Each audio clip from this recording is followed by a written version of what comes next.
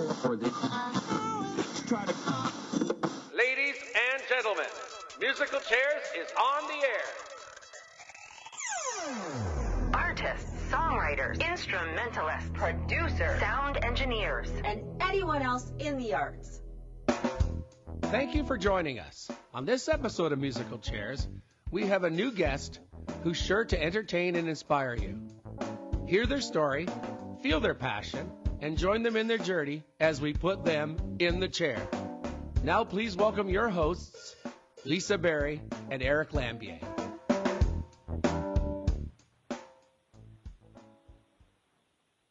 Woohoo! Hello, everyone. Hello, America. Hello. Welcome to Musical Chairs. We're on the air again. Well, Eric, wowzers. We've got wowzers. Now, my funny words of the day. That's great. I just have been so surprised at the interest for today's show for so many reasons, and we've titled it. Well, I've kind of titled it "Stories," like all about stories and storytelling and how stories live on, and really what is a story? Because our guests today both have pretty incredible stories. They sure do, and our first guest is a pretty big one, I gotta say. Hey, Lisa. Do you want to introduce them, or do you want to? You do the big introduction. Well, this is a big introduction. We always do this little drum roll. Hope you guys can hear that. Today we have Gordon Deppe of the Spoons on our show today. We'd like to welcome you, Gord. How you doing, Gord? I'm doing great. I'm just listening to you guys. I'm getting all pumped up listening to your intro. Great. Well, welcome to the show. And you know, we've been pumped up with. As we've been reading about all this stuff, you know, I love this. It's funny that I love the thing about the stories because it keeps growing and growing and it continues. And your story spans with the Spoons over 30 years. Well, you know what? I think it's going to be 40 years next year. Ah! We're like in a rush and Bachman Turner Overdrive territory. We're getting right up there. Oh my gosh! Well, I know. I just got older all of a sudden. Oh, no. Okay, well, let's back it up. Let's back that up. We're going to turn you younger really quick. Yeah, say 30. Say 30. Yeah, that sounds good. Yeah. Well, the thing is, in all of that time, you know what, there's been some huge achievements, and we're not going to be focusing too much on the past, but we just want to just share with everybody, because as even Eric and I were going through what you guys have shared and created and the joy that you've brought people, I mean, it's just incredible. And Eric, do you want to check some of the songs? Or? Well, do you want to read? How will we read the bio? Oh, well, that's the new album. I want to save it. Oh, I see. Okay. Yeah. Well, let Gord talk about the songs then. So, how did this all get started? Eh? Look, we just do that. We can find it out. How did you do that? How did you guys get together? You mean at the very beginning of it all? That way back? Yeah, we'll just go way back for a bit. Okay, well, yeah, just a bunch of kids in high school. You know, that's how young we were when we started. I was in the high school band. I played the saxophone. Sandy was a cute little girl, played the trumpet. You know, and we're still the founding members. 40 years later, it started from the high school band, and we decided to put a little rock band together on the side. But back then, that was the 70s, so we were, believe it or not, into progressive rock. You know, bands like Genesis and Yes and thing. We never thought in a million years we'd get on the radio, and then the new wave thing started, you know, in 1980, and we thought, wait a second, we could change a few little elements and fit in. So we did. Wow. And luckily, you know, we were young and the video age was starting. That's a whole other subject. And overnight, everybody knew who we were because, you know, we caught that video age right as it was starting. Now, was your first hit Nova Heart then? Yes. Yep. It was. I don't know if you even know the video, but that was very un-rock and roll. I mean, there's Sandy in a tutu on a swing and this weird board he's carrying around. It was a funny time for videos. Everybody had no budget, and we just sort of made it up as we went along, but it stuck. Ooh, actually, you know what? Eric found something really cool about speaking about no budget. And well, what I found out was about your romantic traffic video that you guys did, which was an awesome video in the 80s. And then I was reading that it was your cheapest video you guys ever did. And yeah, I think we did 11 videos total, and it's like the only one I really like to watch. And it was just us and a handheld camera and one camera guy, and we just made it up as we went along in the subways of Toronto. You know, we just went along, used existing lighting and everything. There was nothing to it really.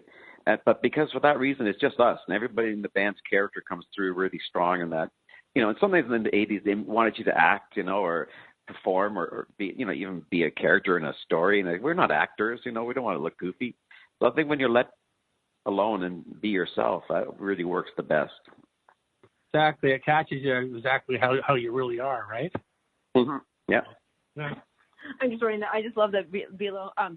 Be left alone and be yourself. And you know what? And just in that way, here you guys are, the high school band, having a dream, but not that big, and it just grows and grows. And what was cool about that, you probably could use a lot of the keyboards that you had for the progressive rock thing too, right? Back in the totally. day. Oh yeah, it was the same elements. Like Sandy had the old bass pedals from, like the Genesis used to have the old Moog bass pedals. Well, we used that in Nova Heart. Oh, did you? Exactly. I didn't know that. Yeah, we used that in Nova Heart, and a lot of those elements came across. We were using Mellotron in the old days, and the first Spoons album has Mellotron on it. If anybody knows anything from prog rock, that's a staple of those bands. And it was a funny transition, but the 80s were great. There was so much diversity. It didn't even matter how well you play your guitar. It didn't matter what strange sounds you could get out of it. Or the songwriting and the arrangements were so different. So if you were different, you had a shot at it. And there were so many styles, too, at one time. Yeah, there was a lot in the 80s. Everything from, you guys did the new wave thing to, by the end of it, Guns N' Roses. Electronic, yeah.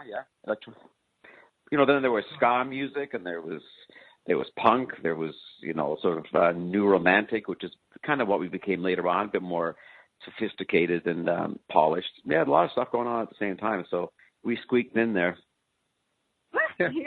Well, I think you did pretty good. Yeah. And then jumping us so much forward, I have to ask, so it's been about 8 years since you've released an album, and just fill us in, what's been going on in the past 8 years? Well, that album, even the one 8 years ago, I never thought that would be made. As far as I knew, the 80s were done when the 90s hit and grunge music came in, and I thought that was it. I thought we'd never play again, nobody would ever care again. But of course, the whole retro 80s thing started, and look where it's gone. I thought maybe it was a fad, but no, it keeps building and building. And so when the time came, like roughly years ago, I kind of had a couple of songs, but I wasn't going to force them on anybody. Then I see other bands like Duran Duran coming back with albums, and I think, well, you know what, maybe it's time to do it. And it was. And it was one of my favorite records. And then in the meantime, I had other bands. I embraced the whole change in music when grunge came in. I'm a guitar player, so I kept doing that. I wrote some soundtrack stuff. I put a book out, all that sort of thing. And in the meantime, this is just in the last couple of years, I've also become a member of Flock of Seagulls, another 80s band from Liverpool, England, of course, with their big song, I Ran. So I've been busy with them. So like they say, if you wait long enough, it all comes back and tenfold sometimes. Yeah. Now, you're touring. Were you, in the past few years, have you done probably a lot of festivals, that kind of thing with the 80s resurgence? Absolutely. Festivals and theaters and that sort of thing. It's what's nice your audience like? Oh, they're great. And they're all bringing their kids out now, too. And the nice thing is, first I thought maybe the parents were forcing their kids to come out and check out the 80s music, but they like it. Plus, we get a whole new bunch of younger listeners, because a lot of the new bands that are out have a bit of 80s flavor to them. Like, think of all the bands that have sort of those synth sounds and drum machines. It's current again. So we could easily be a band that some young person has never heard of before and go, hey, here's a cool new band that's got sort of an 80s thing going on. Well, and the thing is, I run in Pro Tools, and I use a lot of plugins, and the thing is that, like, Arteria and stuff like that has put out, plugins with all the old Jupiter 6s and 8s and all that. Totally, yeah. Mm-hmm. All that, like the stuff that, like FM, those guys used a lot of that, too. And you know your stuff, yeah. Oh yeah. And I'm gonna chirp in here as a fashionable sense lady. And the 80s is just so colorful. Like, I have to say about your crowds, it's just like a rainbow.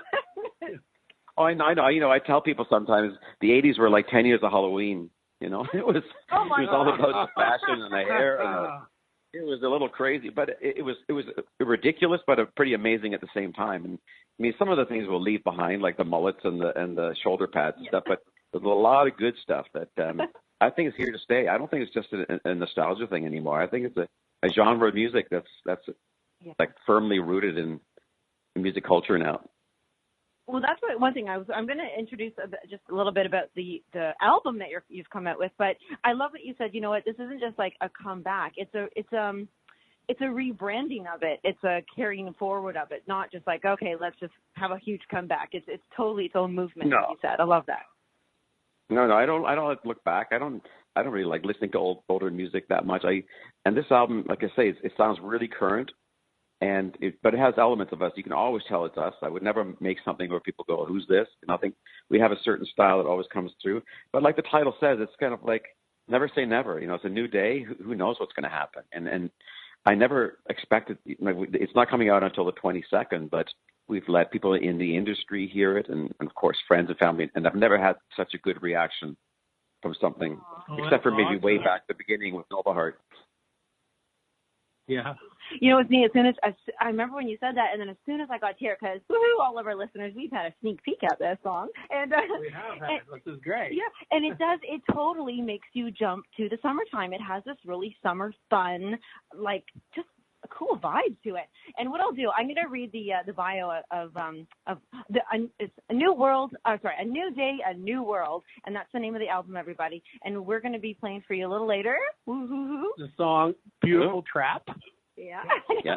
But just about the album, everybody, New Day, New World is the first album released by the Spoons in over 8 years, evoking the fun summer days of hits like Romantic Traffic and Tell No Lies, but transporting them firmly into 2019. The opening song, All the Wrong Things, in the right places, is sure to become an anthem for fans new and old. An online contest, so this is how it actually came about. An online contest had listeners from across the country submit their chants for the song's chorus to be included in the final mix. Ooh, I'm so excited for that. Beautiful Trap is a song about all the things we can't resist, no matter how hard we try, and even brings back the doot-doots of Romantic Traffic. The band says it wasn't intentional, but like the lyrics of the song insist, it was unavoidable. It's in our DNA. And before I go on about that, is that like how it just came out? You're like, oh my God, there it is again. I know there are two songs on this album. It just happened without me trying. It's not like I sat down and said, I'm going to write another Romantic Traffic. But I came to a certain part and I started going, dude, and said, oh, my God, how did that happen? But, I'm not going to question it. There's a reason for it. And it's become a hook. So there you go. Exactly. And then just going on, because we're going to talk about your tour in a bit, but it says here, it's a new day and a whole new world as the Spoons prepare to tour with their new album and, of course, all the hit songs from almost 40 years, oh, there it is, the 40, of making music. Nova Heart, Arias and Symphonies, Romantic Traffic, Tell No Lies, Old Emotions, you guys know all these, and their Singularity remix of Nova Heart that has brought a whole new legion of fans along for the ride. New Day, New World is sure to do the same and open another chapter, see there's that story theme, in the Spoons' remarkable story. I love that. That's amazing. Yeah. Yeah, it's pretty amazing. I think that we started so long ago and we were so young, and there's lots of time to do stuff, Yeah. You're growing up with it. It is a great time to do it, too, when you're, hitting 20 and getting out there and doing stuff and touring the country. The unique thing, so... Yeah, I've done it, so. You touring people. Well, it's not like the old days where we jumped into a van. Now we fly everywhere and there's equipment waiting for us. So it's a little easier than it used to be, but it's still a lot of fun. I'm not going to complain. Yeah.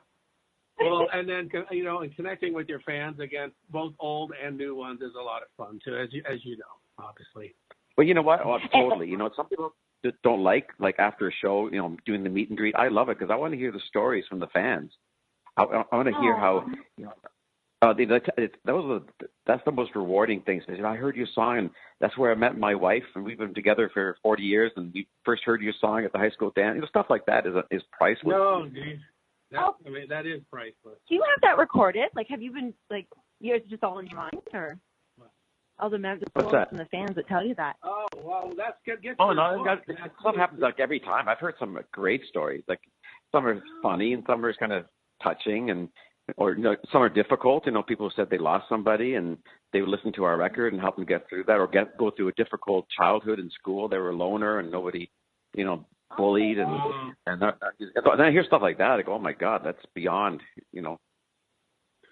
Okay, people listening that to our is the music. story right there. I love that. That's so meaningful. And I'm jumping back, but I just also learned and read that you guys actually got to do the very first ever video when Much Music launched, like their very first show. Yeah, isn't that crazy? I didn't even realize that till years later. Like I said, I wrote a book a couple years ago, and all the juicy stuff about the spoons. I tell people it's like my 50 Shades of Spoons, but it's not really like that. It's not. It's a nice, clean story. It's not bad, but I don't trash anybody. But when I was sort of doing some research on things in the past, a lot of things came out I didn't even realize. And that was one of them that, we were on the very first episode of Much Music with Duran Duran and I think Howard Jones. And then I found out that we were sort of instrumental in Much Music even being done because Moses Neimer at the time, he was trying to convince the higher-ups at City TV that there was a demographic for this kind of thing for young people. And he liked us because we were young and fashionable. And we had a girl in the band, and he did an hour TV special with him. And that helped, Much Music get off the ground. But I didn't know that till years later. Yeah, it's cool. I didn't know that either until right now. Well, what we'd love to do is actually play the hits. Well, it's already hit in my world, yeah. So everybody, we're going to play the single being released, Beautiful Trap, and it's from the album New Day, New World. It's the Spoons, 2019. Here we go.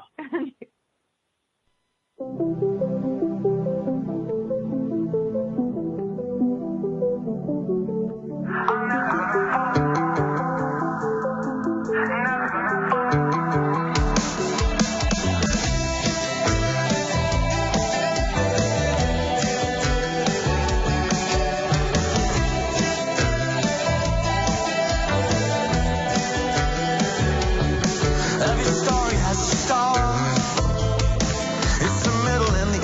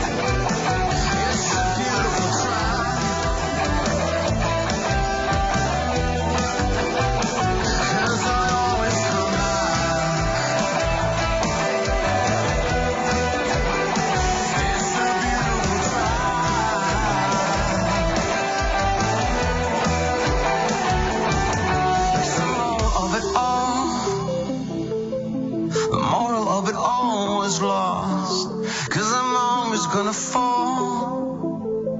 I'm always gonna fall for that again.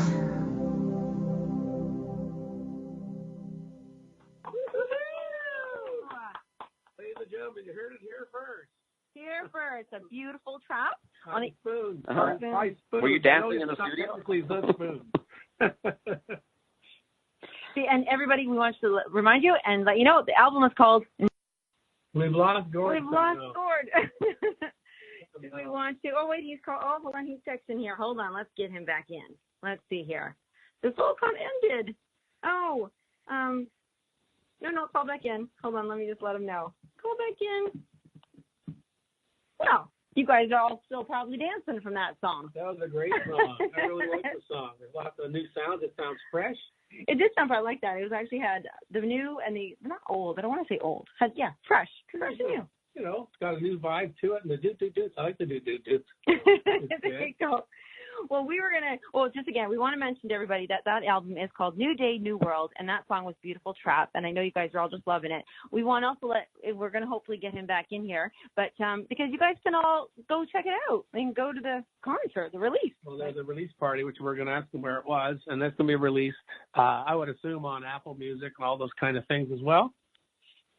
So, yeah, a concert, so the release would be, what is it? I know there's a special. The release party? Mm-hmm.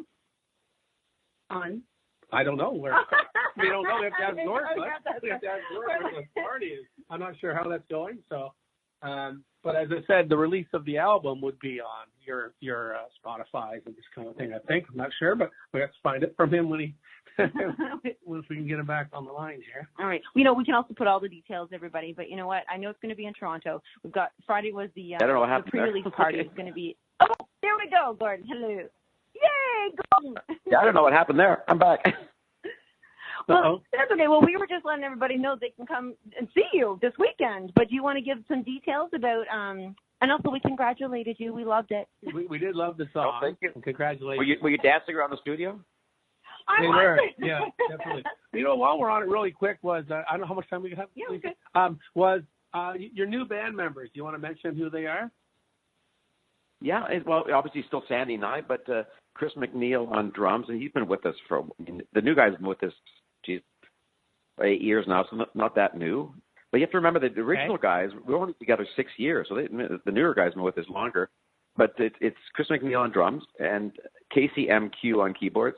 I say MQ because it's a hyphenated long name that I can't pronounce. He'd like to go under MQ. That's great. Fantastic. So where is I guess we'll move on. So is this a public release party or is this an invite? How does that work? No, it's public.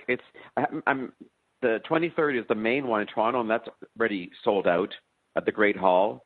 There's still some tickets available for the night before at the 22nd at Maxwell's in Waterloo, Ontario, and we're going to treat that like a release party now too, because vinyl and CDs will be ready by then. Originally, they weren't going to be, so we'll just call that the release party West End, Waterloo, and Maxwell's on the Friday night, the 22nd. Okay, great. And now, will it be going on to the streaming services? Or are you going to hold off on that for a bit? Oh no, anywhere possible it'll be going. And it's nice that cool. Music stores are back on the merit of vinyl. Stores are opening again, which is great.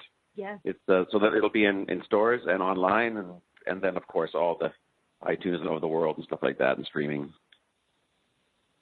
Yeah. Well, that's fantastic, and we just like to thank you. Yeah, well, I want to say one quick thing, because you do have a book out, and I want people to grab that, because if they do want to know behind the scenes and stories from you, it's actually a really cool title, Spoon Fed, which I think was so clever. That's great. Yeah, it's still available. Yeah, it's a good story, and I was joking about the 50 Shades of Spoon thing. It's not a tell-all thing, but it's a good story, and I've actually done a lot of school presentations from elementary up to high school, just talking about life and following your dreams and stuff, because it's such a remarkable story about young kids from Burlington, Ontario, middle of nowhere, and how they went international. And it's got a lot of, it's not like your average rock and roll biography. It's got a lot of little tangents about life and following your dreams and music or whatever else you do. So yeah, it's still out there. You can get Chapters, Indigos, Amazon, Spoon's Music, .com, all those places. It's a good story. Fantastic. And the one last thing I just want to mention, I was happened to be out on Monday night, and I was at the Rex Hotel. I don't know if you've been to the Rex Hotel, but an old friend of yours, Mark Kelso, said to say hello. Mark's been on our show. I know that name. That's cool. Very cool. Yeah, you were on the remake. The longer you're around, the old friends come out of the woodwork. They all start coming back. I welcome them back. Yeah. We want to relive those days. That was a great time. Aw. Well, thank you so much, Gordon and Jeff from... Oh, thank you for having me. That was fun. All right, then. Thanks, Gordon. Conscious media for conscious minds. OMTimes. OMTimes magazine is one of the leading online content providers of positivity, wellness, and personal empowerment. A philanthropic organisation, their net proceeds are funneled to support worldwide charity initiatives via Humanity Healing International. Through their commitment to creating community and providing conscious content, they aspire to uplift humanity on a global scale. Connect at omtimes.com. OMTimes, creating a more conscious lifestyle.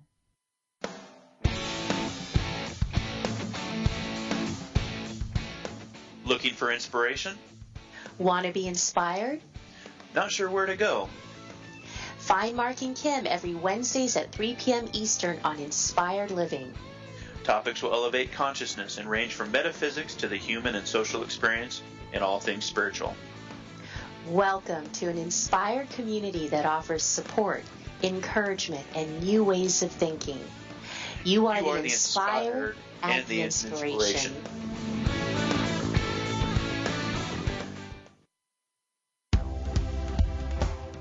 Imagine tapping into a power where you could access the ability to transform your views of money, success, happiness, and fulfillment.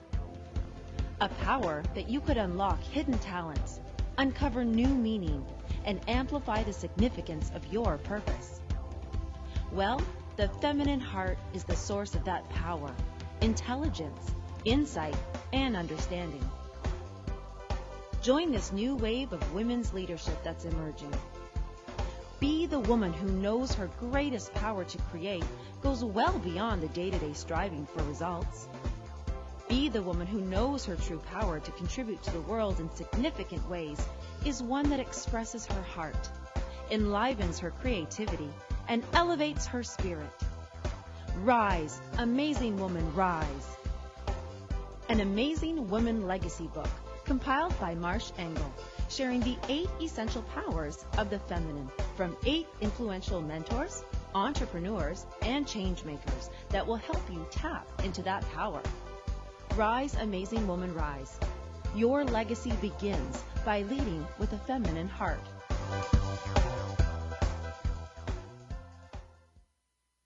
Long ago, you wouldn't think of galloping on a horse while doing calligraphy, and you wouldn't have attempted to ride your bike while typing a letter. Yet you think you can safely operate a multi-ton vehicle while texting? Behind the wheel is no place to multitask. If you want to BRB, drive now and text later. Lives depend on it. Visit StopTextStopWrecks.org, a message brought to you by the National Highway Traffic Safety Administration, Project Yellow Light, Noise, and the Ad Council.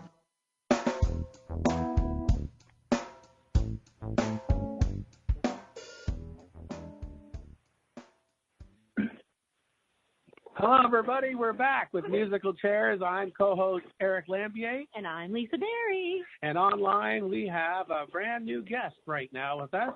And we'd like to welcome Heather Whaley to the show. Welcome, Heather. Welcome. Hey, how are you, Eric? We're doing well. We're doing well. I really enjoyed the interview with Gordon. That was awesome. Oh, great. That's fantastic. He's a good guy to talk to, isn't he? Mm-hmm. I love the fact that I can actually remember the 80s dancing in the kitchen as a young mother. You know, bringing up my children and listening to that music. So it was wonderful. Fabulous. And, you know, speaking of young children, this is perfect for you because of all the stories that you get to share and talk about. Well, what I'm going to do is to let everybody know who you are, and because we also have some music coming from you in a short bit, too. But everybody, we want to introduce you to Heather Whaley, and she is an orator who is best known as a musical storyteller, singer, songwriter for both adults and children. She also produces live concerts and is an online SC Radio CC producer, which we're going to be asking you what that is, Heather. Okay, great. And Heather tells and sings traditional and original stories and songs and has performed and toured nationally and internationally in many venues, including schools, libraries, cafes, festivals, pubs, and for special community events. She is a regular voice with Durham Storytellers, Storytelling Toronto, and Storytellers of Canada, as well as with speaker platforms such as Mo Mondays. We've definitely been there tonight, yeah? Oh, have you? Oh, cool. Yes. And Mars Talk, contributing music and stories sprinkled, I love that word, with pathos and humor. She was recently heard at the Gladstone Hotel during the 40th Toronto Storytelling Festival, one of the many occasions she has told at the TO Festival. And Heather has also performed at the Harbourfront Centre. Woo! Daniel Spectrum, Hard Rock Cafe. Look at you go. We've got Flame at Cottage Bistro in Vancouver and University of British Columbia's Liars Contest. Ooh, you placed third place winner. Look at you. Yeah, it was fun. And as well as in the Maritimes, California, South Carolina, and Buenos Aires. Yes, I have. Thank you. That's a long life, Heather. Yeah, a few years. Yeah, for sure. Well, the thing that I loved, I have so many questions for you, but the storytelling really, and you know what, every artist that we do have come, that's why they write songs, is because they are telling stories. So that's right. Is that where you came from? Or like you did storytelling, but there's music involved. How did you start with that? Was it storytelling first, or was it music first, or both? Well, actually, probably storytelling first, without the acknowledgement that I had my inner songwriter. It was interesting because I grew up in a family that was quite musical. My father was Scottish, and he played accordion, so he played every day, sitting between the kitchen and the living room. So, and the storytelling, back in the 60s when you have a large family was always prevalent. In fact, in all our homes, right, we tell stories. And him being an immigrant, we heard a lot of his tales from Scotland. So it was, those stories were inbred. But I started working at the Whitby Public Library in about 1989, and it was interesting. I was introduced to storytelling through the chief librarian, and part of the core programming in libraries is introducing, nursery rhymes and song and stories to wee ones. And it came so naturally to me, and it was quite a surprise. And I have really been writing some songs at home with my own children, just for fun. Never the thought of producing anything or using these songs anywhere. And I'd written poetry for years and years. So I started at the library, and it was really an eye-opener because I discovered how rich my culture was. Yeah. I grew up in Thunder Bay. Oh, really? I didn't know that. Yeah. Wow. I grew up in Thunder Bay and moved to Toronto after I married in 77. And when I heard the word multiculturalism or diversity, in Toronto, it made me think about my home and being, where I grew up. And many of us are children of parents who immigrated to Canada. Absolutely. So of course the Scottish, Irish, Polish, we had a lot of Finnish people in Thunder Bay, and still. And I also, we went to Mount McKay, up to the Sleeping Giant, and we listened to powwows for First Nations people. Ooh. Right. So the storytelling was always there. Right. And of course music was incorporated into it. But I really hadn't discovered all of that until I was able to, worked in an environment where I was able to open up and share. And so along with the core programming in the library, there were special programs, and that's where I was able to branch out and discover that, my poetry. Right. I converted quite often to song. To suit the audiences. Right. So that's sort of where it started off, the long explanation. And then other teachers and librarians outside of the library and venues started to ask me, would you come? Would you come and tell stories and would you sing? So that's sort of how it started. And you did public schools and things like that? Oh, yes. Yeah, many public schools, right throughout the GTA. Of course, that advanced over the years. I started professionally about 1996, I think. So I was still working at the library until about 2002, and that's when I resigned just to go full-time and to do a few other things in my life, right? Right. So, I love it when you put them words and storytelling to song, or you just include instruments. I mean, that's what they do when you're in school. They give you like a little triangle or a little wooden stick to hammer on, and it's because it actually helps you remember the story. And also, I'm really interested in with you. You actually broke out into song-telling stories, and usually people are rather nervous. Like they're nervous to get them, and then it's hard to get up and even sing. And my question was, and I really would love it if you, I know I'm getting you to pull this off the top of your head, but if somebody's out there and they're nervous and they want to tell a story, but I know that you did a contest and you was like, how do you prepare so that your nerves are kind of calm enough that you can get out and do this? Well, I think the main thing with storytelling, or even, you can attest to this, Eric, if you know your song, if you know the background and your intent, connection, right, and your intent, knowing your material.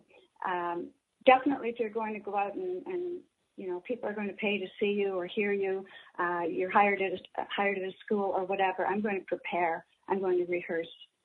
Practice is very imperative. But I think knowing your stories, whether they're folk tales, fairy tales, legends, whether they're your own stories. That's the essential element. Knowing your tale and not being stuck to the story word for word. Right. Storytelling is not memorizing. Be able to roll with it. Right. I mean, it's not memorizing in the sense, unless you're going to tell a literary tale. Quite often, the literary tales, the language is so rich, and the visuals and such, provoke a very unique imagination in the listener or reader. Mm-hmm. Mm-hmm. So those literary ones, sometimes, we like pay respect to them and may stick closer to that language, which, is not our modern day language, right? The way we would normally speak. But in storytelling, and especially today, we revise and we adapt stories. And many of us, and I tend to do this, I like to stick to the original story, as grim as it may be, or as, maybe something that causes a bit of controversy. Right, yeah. I still like to, stick to those stories and keep them alive. But in answering your question, I think you need to know your material. And the nerves, I think when I first started off, of course, terrible, terribly nervous, especially my first time away from a familiar environment, such as, the public library where I was hired. The public came in to see me because those programs were available. To go out and actually be a feature performer and people pay to come and see you, you've got a responsibility, right? You do anyway, but that responsibility is very important. So, anyway. I'm sure. I hope that answers your question. Yeah. You know, that really does, because I'm imagining the people, I know when let's say I've been nervous, let's say it's because either, like you had mentioned, maybe I don't know my content. I'm not as prepared as I could be, or that I think I am. And secondly, now I'm in a new environment. New environment is huge. Like, Eric, you play different when you go to a new environment. It's like, woo. And I'm still nervous, even if I know my own stuff sometimes. Yeah, me too. I am too, Eric, especially if I am playing my own material. Yeah. If I'm doing a folk song, or, you know, I mean, I'm singing something that people are familiar with, and I'm pretty good because they'll sing along quite often. Yes. If they don't know my, and well, I get in trouble sometimes because I may begin a traditional song and you know, change a key, a chord or whatever, and the purists, you know, will be the first to come up and say, okay, I was trying to sing. I gave my love a cherry, but you really threw me off with that minor chord. I go, well, this is the way I feel it. This is the way sure. I interpret, and that's another thing when we go out, even singing our song, we have to be open to realizing that our audiences are going to interpret, you know. Yeah. Based on their own experiences and background and who they are. Exactly. Yeah. So you can't make them understand exactly what you may want to relay. They're going to perceive it in their And it's great when people get their own, sometimes their own thing out of it. Their own and it's surprising to see when you talk to them, I imagine, too. About it. Oh, yeah, for sure.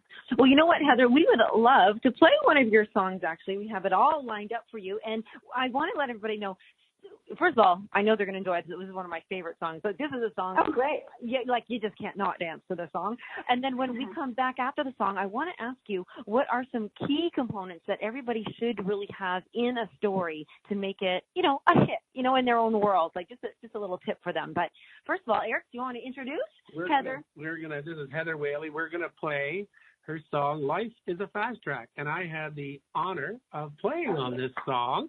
You did. It was so much. Thank you. And helping me arrange. Exactly. Yeah. I think you took the role of that. I'm pretty demanding. It was a great collaboration though. So this is Life is a Fast Track by Heather Whaley. Here we go. Thank you. Life is a fast track. Time goes round and round. Life is a fast track, but it won't get me down. It's a good life. It's a crazy life. It's an up and down roller coaster, smooth, rough ride. That's life. Life is a fast track. Time goes round and round. Life is a fast track, but it won't get me down. It's a good life. It's a crazy life. It's an up and down roller coaster, smooth, rough ride. That's life. So here we are, folks, hanging in this room, sharing our stories of happiness and gloom. Everybody has something to say about this world we live in each and every day. Life is a fast track. Time goes round and round. Life is a fast track, but it won't get me down. It's a good life. It's a crazy life. It's an up and down roller coaster, smooth, rough ride. That's life. Down, down, down, down.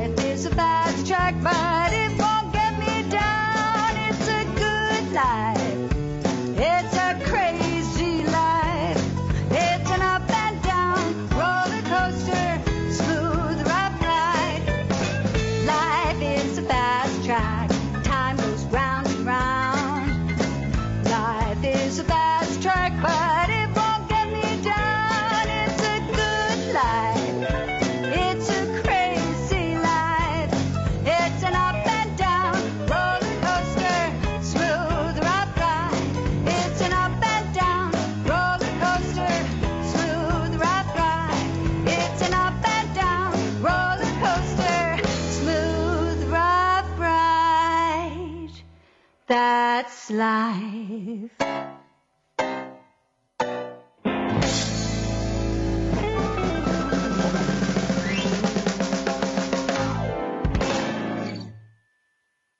Oh my goodness! Thank you. We were dancing up a storm. I was like, oh gosh, should we just bump it off? So I play that out with just my guitar. Can you imagine that? That's hard. I hear all that wonderful piano playing, and sometimes I speed up. Quite a bit faster. Yes. Oh, I just love it. You know, one thing I wanted to add, that I love, and then that you've incorporated there is everything is contrasting. It's rough, it's smooth, it's fast. It's it's just so. Thank you. Yeah. But yours was a blast. All rolled into one with that one. Well, it's interesting because you mentioned that you wanted to hear a few elements of songwriting, or yes, I think that was your question. Storytelling in songwriting and storytelling. But always there's that authenticity, right? Yeah. Who you are and just having a natural voice, being relatable, that kind of thing. Really? When I wrote Life as a Fast Track, I guess I could give it as an example. Well, I'm going to be polite, but I was going through such a terrible time, and we do in our lives. I had a young brother who was a drug addict, and he passed away at 45. So around that time, I was just feeling so gloomy, and other things happened. But I was living in a house at the time that looked out into my backyard, which a lot of trees, and I had a swimming pool, and I stood there and I thought, wow, this is gorgeous. How lucky am I? Blah blah. It might be a cliche, but it's so true. I took a good look at what's wonderful in life and how fast it moves. How fast and anything and without getting everybody in a gloomy frame of mind, the thing is, it does move fast and things happen, and there's a lot of good things that happen. If we allow all those horrible things to take over, well then we can be in a sad state. So that's where that song came about, and I have no idea where the rhythm might have been inspired. It just happened. It sort of fell on the fell on the page, and the lyrics especially. It's got a nice kind of 40s feel to me. Thank you. That's it. Yeah, that's interesting because all my life, I mean, I did sing when I was younger. I used to do, for going way back, variety shows. Oh wow! Yeah, I did those too. Did you? Oh yeah. That was so much fun. And I was often the lead singer. And that's another thing. When I started working at the library, I'd forgotten all of that. I was a nurse for years, and then I stayed home with my children. I was a closet writer. I always sang in the kitchen. I always sang, but not around anyone. But that 40s and 30s that you mentioned, when I was a young girl, you might get a kick out of this. We grew up in a little war house. Yes. And we had one bathroom with 8 people. There was no privacy to sing and do anything anywhere, so the bathroom was my spot. And there was a pedestal sink, and the washing machine was in there, but I would shut that door, and in my naivety, not thinking that anybody could hear me, I would belly up to that little mirror near the pedestal sink, and I would start singing Doris Day songs and all these. When I was just a little girl, I asked my mother, and I'd open the door, and there'd be all these heads standing there laughing at me. My brothers, my siblings. But that was the music that I really enjoyed when I was young, of course. That's one way to get over stage fright, I'll tell you. Have a big family. Yeah. And you've actually just won my heart even more, because Doris Day is my absolute favorite. Ella Fitzgerald, and Doris Day, I love singing. And because you know what, they are stories. I mean, they were a lot of movies. That they were acting them and they sang them. So I love that it feels like what you're sharing with people. First of all, you haven't hit about any age here. So, I mean, live your dream. It doesn't end. You can there's always a place for somebody if you've got a story and you want to tell it. Absolutely. Well, absolutely. I really didn't have a dream of being on a stage or doing, what I'm doing. It was just a wonderful revelation that I discovered, and I just, I like it. It's a wonderful release. I'm being a bit selfish because I think if I didn't have the storytelling and the community of storytellers that I have, I really don't know, what my life would be like. And so, I do it a lot because of what I get out of it as well. And I love looking out at the audiences, right from wee ones right up to adults, telling them a story, whether, again, it's, a traditional or one, I tell many stories from my growing up in Thunder Bay. I have a lot of humorous tales, some very sensitive. Yeah, some very sensitive. Mixing the tradition with the original and stuff like that. So right. So where can people find you if they want to book you? Well, you can go onto my website. It's just heatherwhaley.ca. It's being revised right now, but check me out there. I do tell some memoir tales as well to adults, and check it out. And I would be happy to speak with you. Right on. I know you're on Facebook too, correct? I'm on Facebook as well, yes. Thank you so much for having me. This is awesome. Thank you, Heather. Well, thank you. It's been awesome. And everybody, it's Heather Elaine Whaley that if you want to find her on Facebook. And you know why I said Elaine? Why? Because there's another spoken word artist who's actually become a movie star, but her material was a bit raunchy, so I better put Elaine in there. I'm going to get in trouble. You're the cleaned up version. All right. So Heather Elaine Whaley is the cleaned up version. Well, thank you, everybody. We've had a fun show. Thank you, America. Thank you so much, guys. Thank you, guys. Thanks, Heather. Take care. Tune in next week. Oh, next show. Next show. It's 2 weeks. Woohoo! Another episode of Musical Chair. Bye, Eric. Thanks, our guest. Thank you. Bye, Lisa. Okay, bye, everyone. Bye.